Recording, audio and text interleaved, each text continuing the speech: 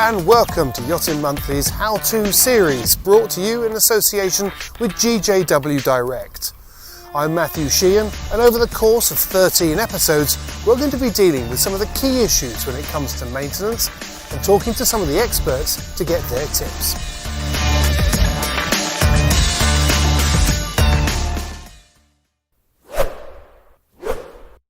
So today we're going to have a look at life jackets and just check what we do with them at the start of the season to make sure they're in really nice condition so that they're there to keep us safe out on the water.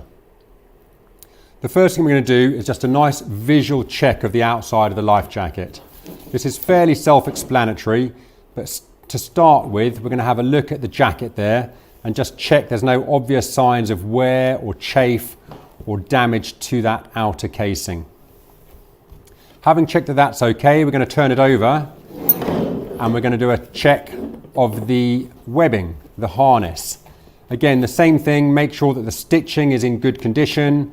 We're going to run our hands down the various webbing straps and make sure there's no cuts or tears on those. And we're going to check there's just generally no damage or wear or even UV damage that has occurred to the life jacket over its life.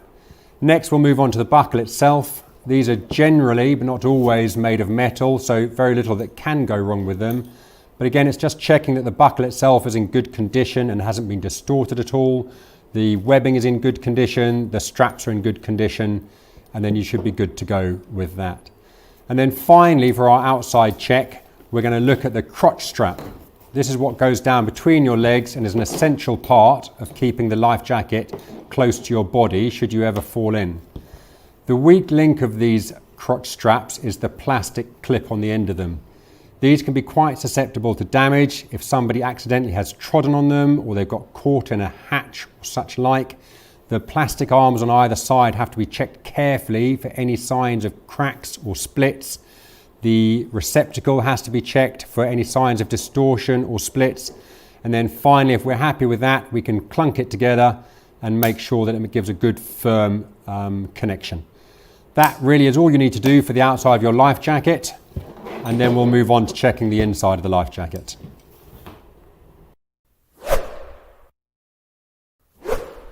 So having checked the outside of the life jacket, next we need to open it up and check the actual bladder itself. Some life jackets will have zips on the bladder. This one just has a Velcro casing. So we'll open that up.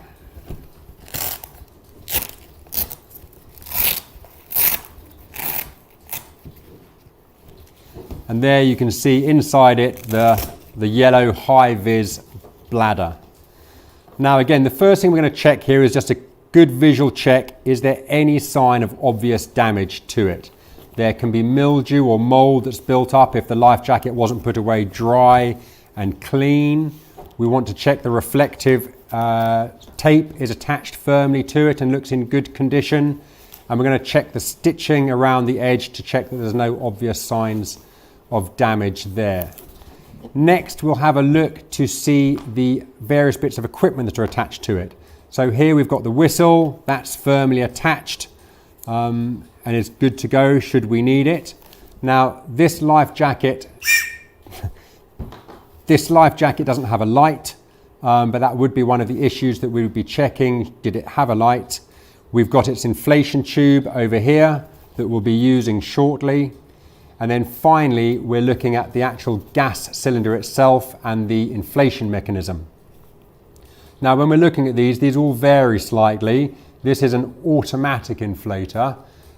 So we have two aspects to it. First, we have the salt crystal element at the bottom there. All important here is to look for the green tab. If that is in place, it shows you that this mechanism hasn't been used to date and is good to go. These mechanisms work very simply by when they become immersed in salt water, they dissolve and allow the hammer mechanism to operate and pierce the gas cylinder itself. This one looks in good order. We also have the manual mechanism on the bottom of the cylinder. Should for any reason the automatic inflator not have worked, this takes a sharp tug and that again will fire the mechanism. Again, the green tab shows us that this manual inflator hasn't been used. It's there in place. They are easy to come off, as you can see there, and that shows us that this should be good to go. Next, what we're going to do is we're going to unscrew the cylinder itself. The cylinders are fairly susceptible to corrosion. They sit often in a wet, damp environment. So we're looking at the outside of the cylinder. Is that in good condition? We're looking at the threads on the end of the cylinder. And perhaps most importantly of all, we're looking at the end cap of the cylinder to see has it been used at all. Because whilst the firing mechanism might have been used, the cylinder might have been. This cylinder is clearly in good condition, threads are good, it hasn't been used, so it's good to screw back into the mechanism as and when we need it.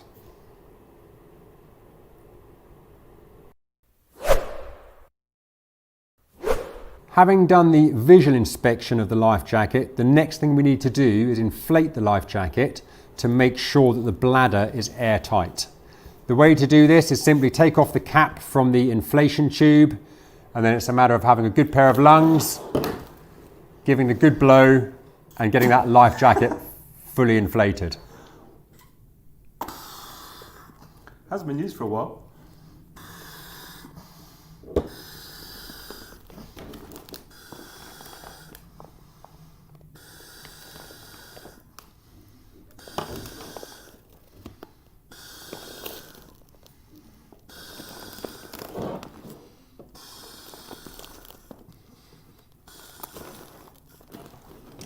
Great, good inflation. So we've got a good life jacket here, nicely inflated. The only thing to do now is to leave it and wait. Some people might want to do a bubble test over it, but ultimately the test that we use at Rubicon 3 is to leave this for a good 12 or 24 hours, and it should maintain its level of inflation. There should be no leakage from it at all. So we're going to leave that overnight now, and in the morning we'll come down, check that it's just as firm as it was, and that's the best possible check that you can have that the life jacket bladder is intact and in good condition. So when you are inflating these life jackets, a nice thing to do if you can is to use an airbed pump or similar foot pump. The reason for that is you're then pumping in much drier air than comes from your lungs. The inside of these bladders often have a talc coating in them to help keep them dry, and the more moisture that we can get out of them, the better, or keep out of them. The same goes for when you're deflating it. If possible, use an airbed pump or similar to deflate it, and that gets all of the air out rather than leaving any moisture in there. If you do for any reason find that your mechanism needs to be replaced or your life jacket rearmed, it's very important that you only use the cylinder and the mechanism shown on the life jacket itself. In this instance, we're looking at a Seago 38 gram CO2 rearming kit. You just need to go and speak to your local chandlery or supplier, and they will make sure you get the right rearming kit. And when you do take off the cylinder, it can just be worthwhile just to check on the cylinder itself. They'll always be stamped on there just to make sure it is the right cylinder. Obviously, when you buy a new one from the pack, that'll come nicely marked on the packaging itself.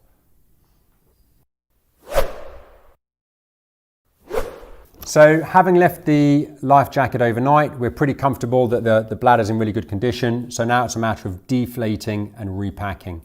So the first thing to do is just using the end of the inflation tube, we push the valve to one side, and that will gradually let the air out.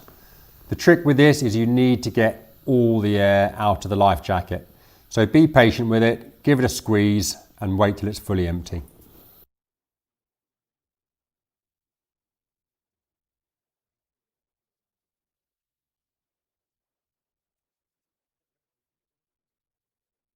When we are deflating, good practice is to use the little node on the end of the cap there to push the valve to one side, as that both allows the air out but stops the possibility of any foreign objects being introduced from the end of your hand or your glove. Okay, so our life jacket's now nicely deflated, and now it's a matter of rearming it and repacking it ready for our season of sailing. So the first thing to do is to put the gas cylinder back through the pocket and screw it back into the arming mechanism itself. You may find that your life jacket has a slightly different system, but basically the process is exactly the same for everyone. You need to make sure that's nice and firmly in, but don't try to over tighten it, as it is possible to damage the threads. Through the course of the season, you are going to want to make sure that that hasn't loosened itself. through movement outside of the life jacket, it is quite easy for those cylinders to loosen. So that's something to keep a fairly regular check on. The next thing we're going to do is screw back on the automatic trigger. Again, making sure it's nice and tight, but no need to over tighten it and risk damaging the threads. And finally, before we repack it, we're going to want to make sure that the manual arming toggle is left outside of the bladder so it's easily accessible when it comes to be needed. Okay, so if we are rearming it, the new arming firing mechanism will have come with one of these green clips here, and we can just push that back into place once we've screwed in the arming mechanism, and that shows anyone who's looking at it that this mechanism is ready to fire. How you repack your life jacket is different from each model, and it's very important that you have looked at and read the instructions for your particular model. There can be little intricacies that are unique to that design that you may not be immediately aware of. It can be a good idea if you have any concerns about the life jacket, or if it has been some time since it was seen by a professional, to have it professionally serviced. Inside every life jacket will be one of these tags, and that will show you usually when it was bought, the life jacket serial number, and when, if ever, it was last professionally serviced. Having done all the visual checks now, we can start to repack the life jacket. So on this one, it's a nice simple Velcro fold up process. On some life jackets, you have a zip around the edge, and on those ones, you must be careful as you close the zip to make sure that the yellow bladder doesn't get caught into the zip mechanism, which is all too easy to do. As we fold it up, we're going to make sure that the lifting strop, as happened on this one, was kept outside the bladder so that when the life jacket inflates, it's readily accessible for use. So we're going to look at a slightly different life jacket now. This is an old Crusader 190, and there are going to be some key differences that we see here. So first and foremost, it's got a zip mechanism to keep the bladder in. As we unpack it, we'll see its other different features.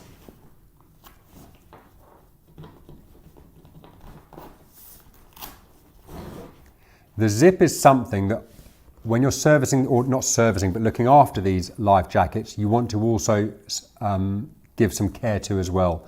So a little bit of silicone spray or similar will keep the zip in nice condition.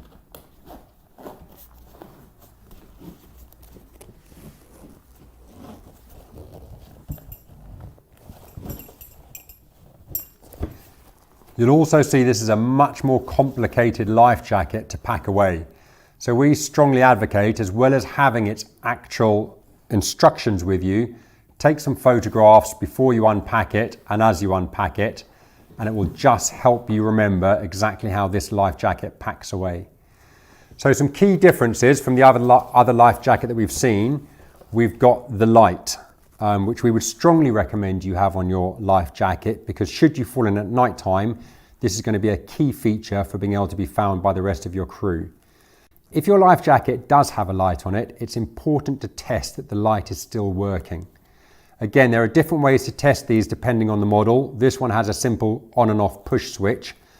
Other ones will have a long lead with two elements on the end of them, which you can just touch into water, and that will activate the light. This light works nicely, and we're happy with that.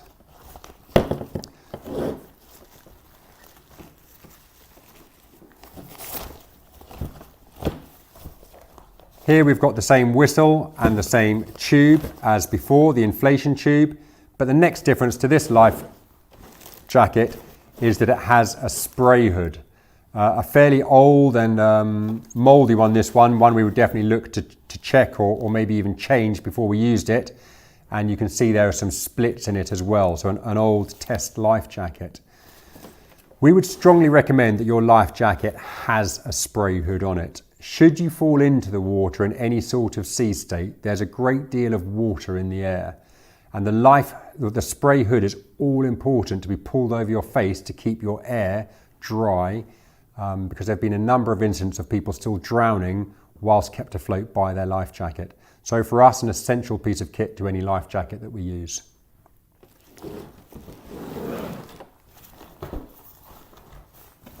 You can see also this bladder is much bigger than the previous life jacket.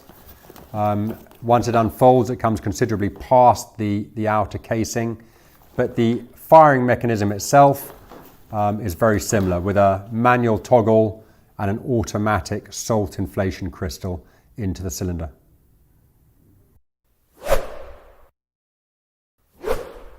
We thought we'd show you how one of these salt activators work. There's a small crystal in there which, when it gets soaked in water, releases the firing pin into the gas canister, which allows the life jacket to inflate. But rather than take our word for it, let's see one in action.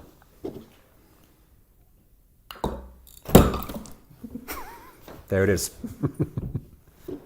So we can now see where the pins fired through into the mechanism, and you can see that the green tab itself has fired off as well, letting us know that this mechanism is no longer fit for service.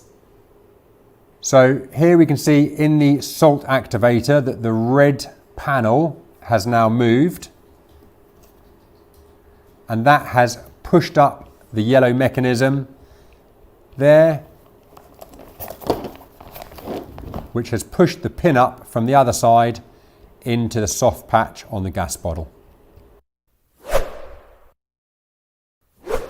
Okay, so finally, before we pack it away, one thing to check is that the crotch strap is done up and is not dangling loose. We talked at the start of these about how important it is that the mechanism isn't broken, and the only real way to ensure it isn't broken is to keep it done up. The crotch strap should always be done up, except for the moment when you're putting the life jacket on or taking it off. And finally, having made sure your life jacket is in this good condition, do make sure you hang it up, both for storage and during the season on the boat, somewhere that's warm and dry. There's no point in having checked your life jacket only to allow mildew and damp to get into it and reduce its effectiveness. So, and then when you store it on the boat, make sure you're storing it somewhere sensible, not cramming it into a locker or a small compartment. There's lots of plastic parts on these life jackets, and any sort of crush pressure on them is going to damage them. You need to be storing your life jacket in a good, safe place and remembering its value to you to look after it. So here we're going to see the manual activation of the life jacket. Make sure the red toggle's good to go and give it a good firm tug.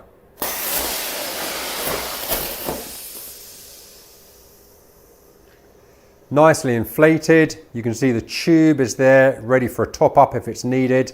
And most importantly of all is the red lifting strop is easily accessible. That's why it's important that it's packed in the correct manner so that it comes out on top of the bladder, not below it. So now we're going to inflate another life jacket, but this time open to begin with, just so we can watch it inflate.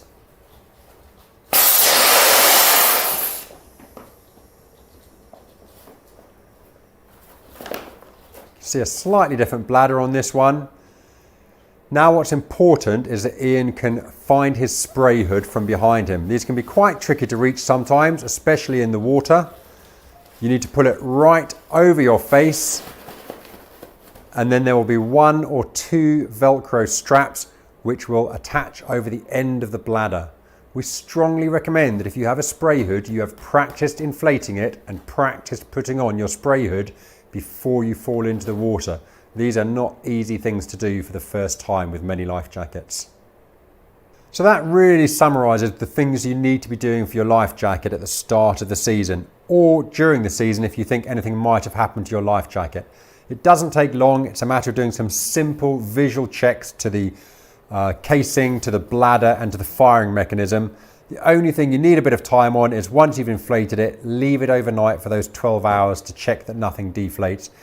Pack it away carefully and you should be good to go for a great season of sailing. Well, thanks for watching. I hope that was a help. Make sure that you like us, make sure that you subscribe to us, and stay in touch for the next episode.